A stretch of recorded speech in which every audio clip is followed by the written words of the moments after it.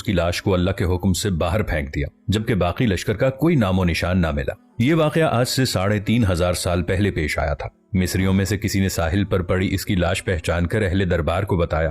فرعون کی لاش کو محل پہنچایا گیا۔ درباریوں نے مسالہ لگا کر اسے پورے شان اور احترام سے تابوت میں رکھ کر محفوظ کر لیا۔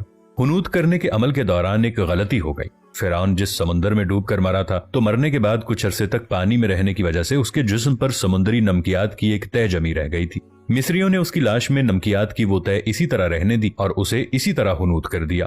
وقت گزرتا گیا، زمین اور آسمان نے بہت سے انقلاب دیکھے جن کی گرد کے نیچے سب کچھ چھپ گئے، یہاں تک کہ فرعون کی حنوط شدہ لاش بھی زمین کی تہوں میں چھپ گئی۔ ان کے نام صرف کتابوں، ان کی تعمیرات اور لوگوں کے ذہنوں میں رہ گئے۔ اس واقعے کے 2000 سال بعد اس دنیا میں اللہ کے آخری نبی حضرت محمد مصطفیٰ صلی اللہ تعالی علیہ وآلہ وسلم تشریف لائے۔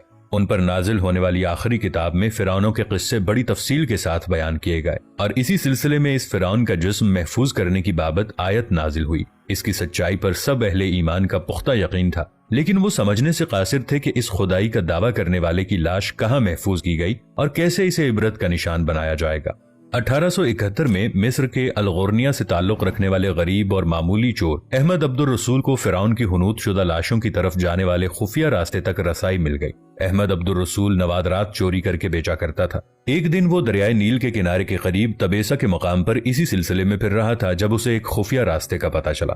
وہاں وہ نوادرات کی چوری کے لیے کھدائی کر رہا تھا کہ اسی دوران اسے کچھ لوگوں نے پکڑ لیا اور پولیس کے حوالے کر دیا۔ وہ جس جگہ کو کھود رہا تھا وہاں سے ملنے والے راستے کی جب مسلسل کھدائی کی گئی تو یوں 1891 کو دوسری ممیوں کے ساتھ اسی غرق ہونے والے فرعون کی لاش بھی مل گئی۔ اس کے کفن پر سینے کے مقام پر اس کا نام لکھا ہوا تھا۔ ان ممیوں کو ماہرین قاہرہ لے گئے۔ جب ان ممیوں کا تفصیل سے جائزہ لیا گیا تو فرعون والی ممی پر جمی نمکیات کی تہ سے تصدیق ہو گئی کہ یہ وہی فرعون ہے جسے اللہ نے پانی میں غرق کر کے بدترین انجام سے ہمکنار کیا تھا۔ یہ بہت بڑا واقعہ تھا۔ اس کی تصدیق کے لیے دنیا کے ماہرین آثار قدیمہ اور تاریخ دان مصر کی طرف بڑھے۔ مختلف سائنسی تحقیق کرنے کے بعد دنیا بھر کے سائنسدانوں نے تصدیق کر دی کہ دوسری سب لاشوں کی نسبت سے صرف فرعون کی لاش پر ہی سمندری نمکیات کی تہ جمی ہوئی تھی۔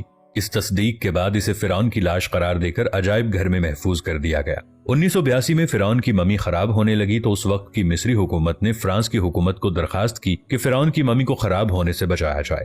اس کے علاوہ جدید سائنسی ذرائع سے اس کی موت کی وجہ بھی معلوم کی جائے۔ چنانچہ مصری اور فرانسیسی حکومت نے مل کر فرانس لے جانے کا انتظام کیا۔ جب فرعون کی لاش کو فرانس پہنچایا گیا تو ایئرپورٹ پر اس دور کے فرانسیسی صدر بذات خود حکومت کے اعلیٰ عہدیداران، تمام وزراء اور فوج کے افسران کے ساتھ استقبال کے لیے موجود تھے۔ فرعون کی لاش کا استقبال کسی عظیم زندہ بادشاہ کی طرح کیا گیا۔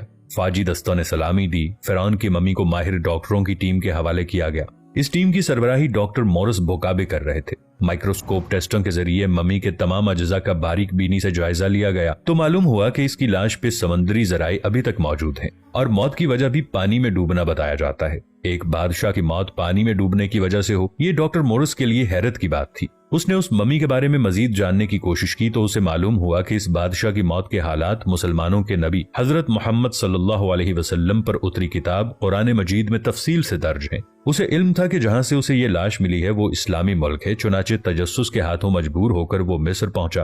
وہ ایک سائنسدان تھا۔ اس نے اس معاملے میں مصر کے ایک سائنسدان سے ملاقات کی اور اس نے قرآن پاک کھول کر اسے سورہ یونس کی آیت 90 تا 92 کا ترجمہ لفظ بلفظ سنایا۔ فرعون کا خدائی دعویٰ کرنا، اس کا پانی میں ڈوب کر مرنا اور پھر پانی سے نکال کر اس کی لاش کا حنوط ہو جانا اور پھر دوبارہ لاش کا ملنا اور پھر اس کی لاش کو جدید سائنسی دور میں دوبارہ محفوظ کیا جانا، سب کا اشارہ ایک جانب تھا اور بہت واضح اشارہ تھا۔ تجھے بعد میں آنے والوں کے لیے عبرت کا نشان بنا دوں گا۔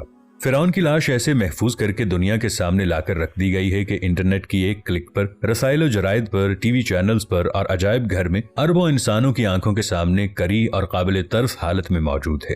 سوچنے کے لیے کہ عبادت کے لائق اور ہمیشہ رہنے والا وہی ہے، سب کا خالق اور رازق وہی اللہ ہے۔ ڈاکٹر مورس نے آیات کا ترجمہ سنا تو اسی وقت پکار اٹھا کہ یہ دین سچا ہے۔ اس کے بعد کلمہ شہادت پڑھا اور مسلمان